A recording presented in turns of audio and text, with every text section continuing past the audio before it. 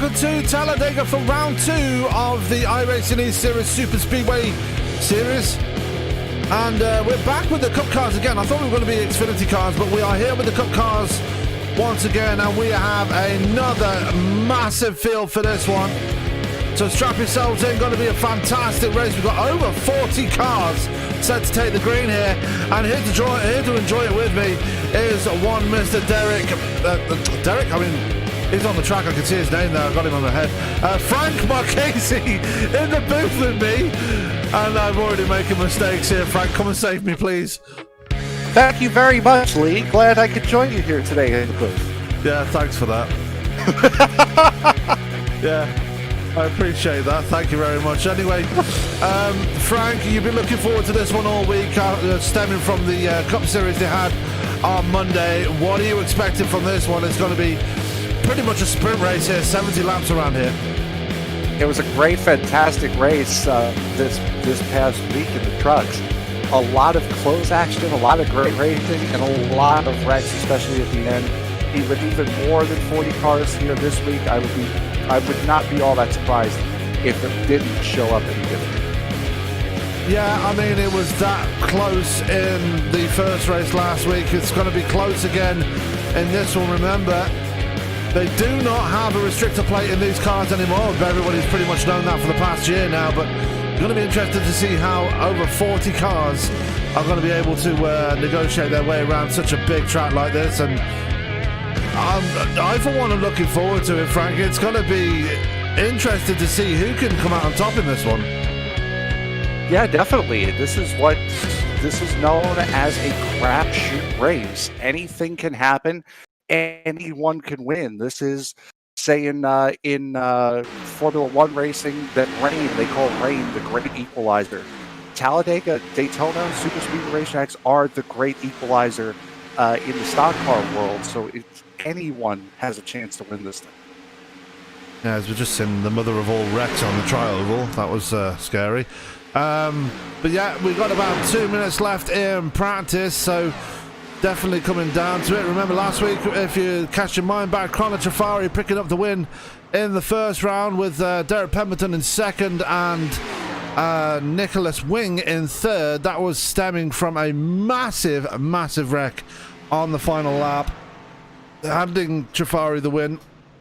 Derek Pemberton just missing out on the Dash for Cash initiative that they have going on here. But before we talk about that, let's talk about the sponsors of this league. And the first one we're going to speak about is Butt Kicker.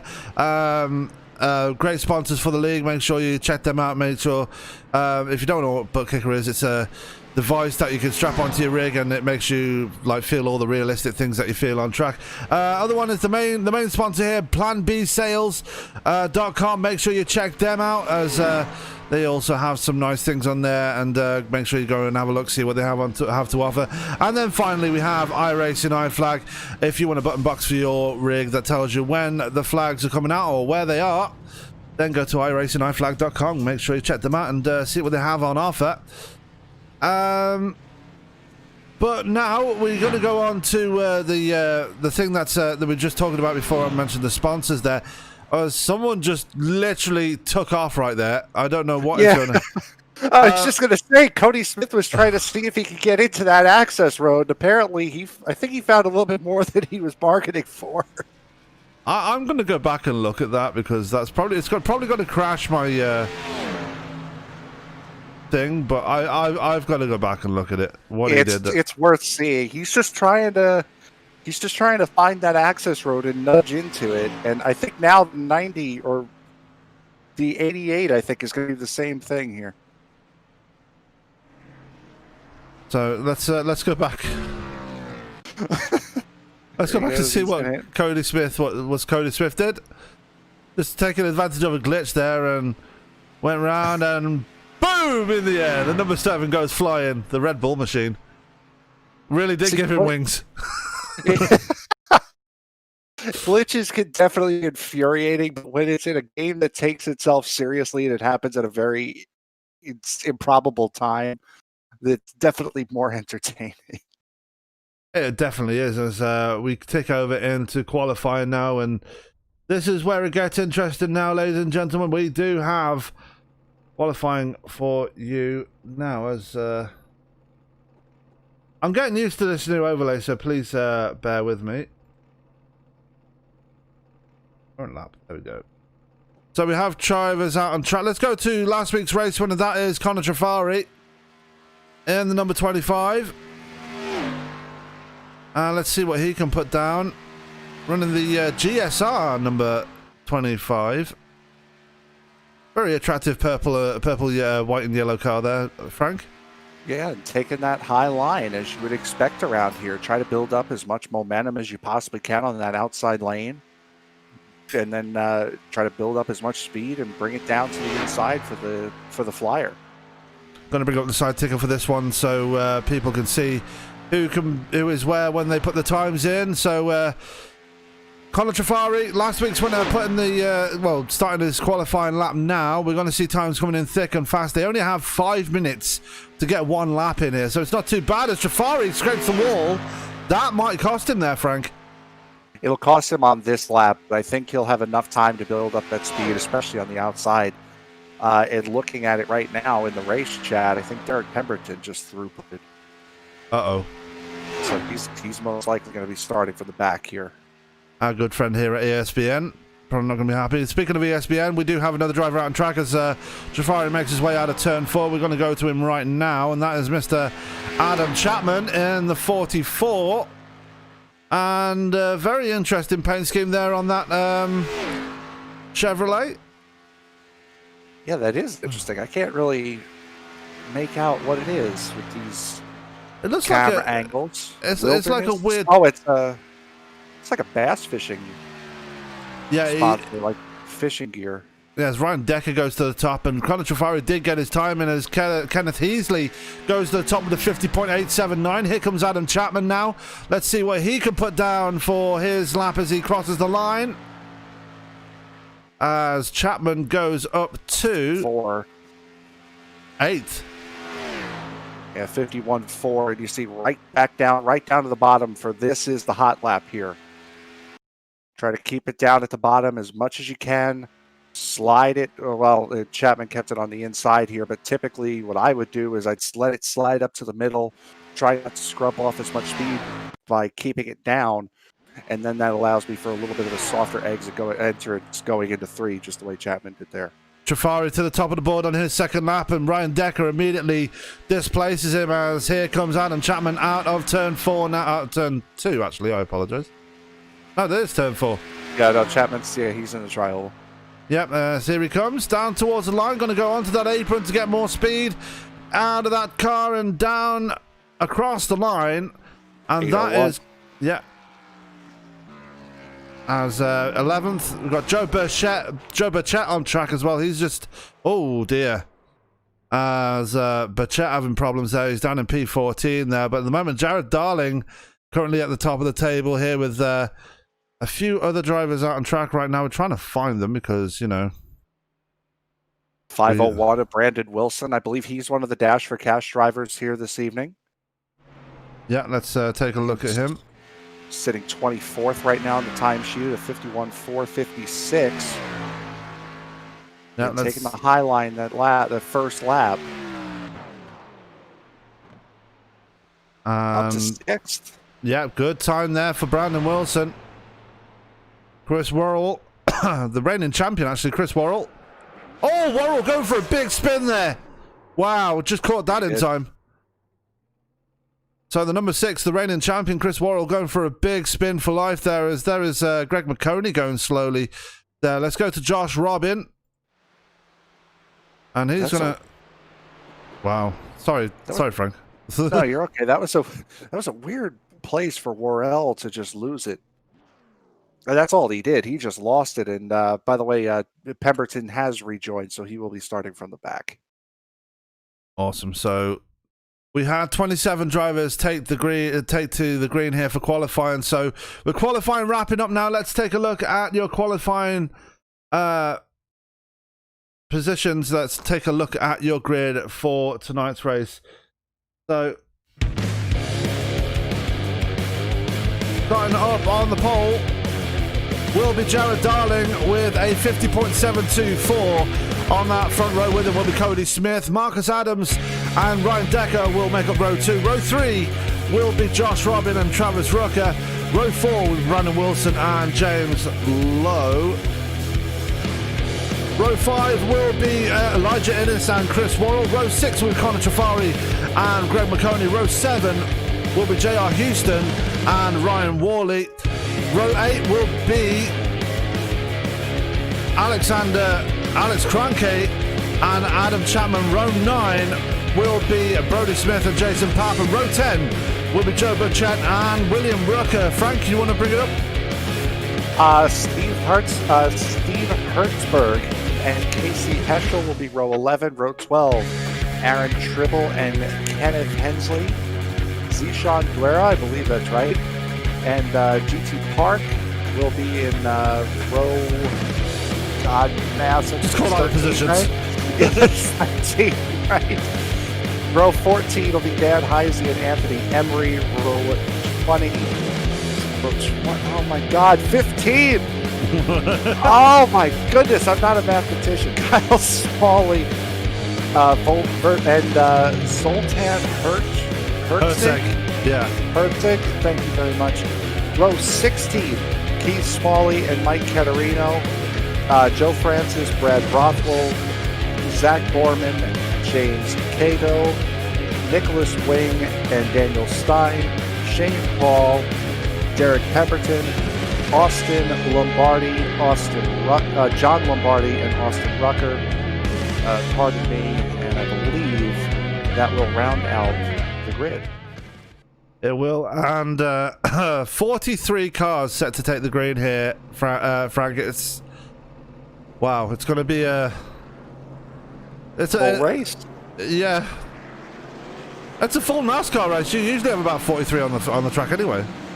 It used to be 43, and now after some cuts, there are only 40 what they call charters in NASCAR now. So only 40 would enter. So this is more of an old school race here, I guess you could say. Pretty much, as they make their way out on the track now, and you see. It's going to be a brilliant race, I believe. Josh Robin currently sitting P5. I don't know where he came from with that one. But he's up there anyway.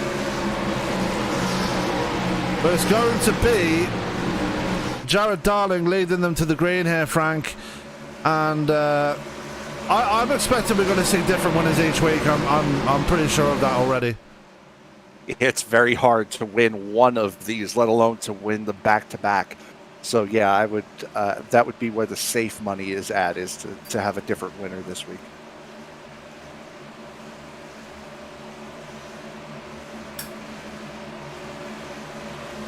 As they made their way down the backstretch here, you can see Jared Darling in that number 14. You see the 7 of Smith on the outside. My brain's not working tonight. We're better at calling the race than we are actually with numbers and words and stuff. All right, and, well, Frank. I was going to say, and also looking through race chat, Kyle Smalley and Shane Paul, I believe those two had asked to start a track and field, and that was granted. So they both got ELO penalties, or end-of-the-line penalties, but that's to avoid the rest of the field from getting a penalty, as they both wanted to start in the back. They got Electric Light Orchestra penalties. Anyway. That'd be ELO, not EOL. EOL. That's what you mean. That's what you meant to mean. There's the green flag about to come out now. Jared Darling going to lead them to the green here as we have 70 laps of scheduled distance here at Talladega for round 2 of the iRacing East Superspeedway Series. Green flag in the air. We are racing here at Talladega, and already people trying to change positions here, trying to get themselves in a decent spot here already, Franken. It's going to be a case of, I say it every week when we go to a super speedway race, it's going to be a case of who wants it more here. Yeah, definitely. You should see the 31 of Marcus Adams. He's falling out of line to go to the back. So is the 68 following suit. guys wanting to play strategies. You got to be hanging around at the end if you want to have a chance to win this thing. And those guys feel as though that hanging around in the back is going to be the way to do it.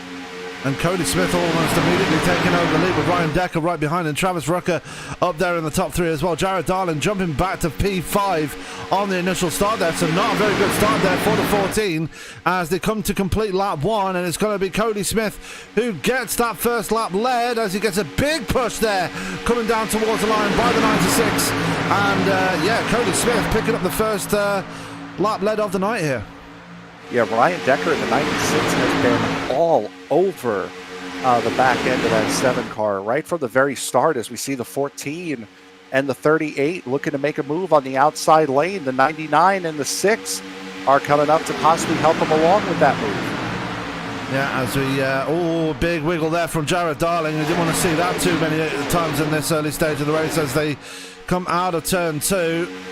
No, turn 4. I'm really going to get these wrong all day today, so I apologise. Reigning champion Chris Worrell back there in P7 in the number 6 machine. Running the stars and stripes on his car. Very patriotic. What we like to see. It was a beautiful paint scheme, too, under the lights at Kentucky on Monday night. It was absolutely gorgeous. Yeah. And I love that old Mark Martin 6 that he's got on there the last couple of years that he ran the Valvoline scheme. It's a perfect fit for that car. As we come down the backstretch again, as looks like we've already got a couple of drivers out. I'm probably wrong. We've got a full field running still, but my timing and scoring for some reason won't keep up with it, so it is what it is for now. So, but Cody Smith going to lead them towards the line, or will Jared Darling going to lead them across the line because it's going to be very close. Darling going to take over the lead here as they do cross the line, and Darling leads that lap. I'm surprised Darling would drop away from that 38. The 38 looks like he's got a strong car. We know the 99's good. The 6, obviously, we know is good. He might not be as comfortable on the outside line, but the power certainly looked like it was going to be on that outside. Yep, as they're going to be 3 wide coming down the backstretch here. Looks like Josh Robin going to be left out to dry in that middle lane as they make a lane for themselves there. So, bad times there for Josh Robin. Typically, in NASCAR, you would call that the sucker hole. There's not too many people that are willing to run that middle line. He's got a group now, especially now as the 96 is going to come out and try to take that run from the 38. He saw how well he pushed the 14 up. He figured, you know what? Let me get some of that action as well as they are 3 wide for the lead. Yeah. And it's going to get very chippy early on. We said this was going to be happening. It's going to be very close in the early stages as well as the late stages. It's going to be close all race long. So we said at the start, strap yourselves in. This is going to be a fun one. And we're already having fun up here as we got now. Ryan Decker dropping to the bottom line there and taking over the lead here, Frank. Yeah, Decker, again, left the 38 hanging. Ooh, a big swipe down. I believe that's the 17. Possibly there in the who's behind the 12 now. I believe that's the 17 of J.R. Houston making a big swipe to get down to the inside line. But unfortunately, all's well. Is that 39 now getting hung out on the outside lane? 38 and 96 leading the way as they head down the back straightaway. Yeah, as we are looking at Josh Robin now making a run forward. He did get caught in that sucker hole, but now finds his way. Looking at the front, he's got the 21 of Brody Smith right behind him, and Brody Smith already making his way up through the field as I blink out. That's great. Yay. The 6 made a big run to the outside. The 39 goes up to help him, and then now the 6 has moved back up into that middle lane. The 39 has fallen in between the 6 and the 99. So just running 2 lanes here right now. The 38's a strong car. The 21, you'd think they might have a plan. The 21 a couple laps ago had the chance to fall in between the 7 and the 78 and didn't take it. So I think he might feel a little more comfortable in the middle as he now goes allows the 444 to get in, and now up comes the 6 as it looks again. Yeah, it's getting close. As I'm experiencing a few problems here, ladies and gentlemen, I do apologise. This server not exactly being friendly to me right now, as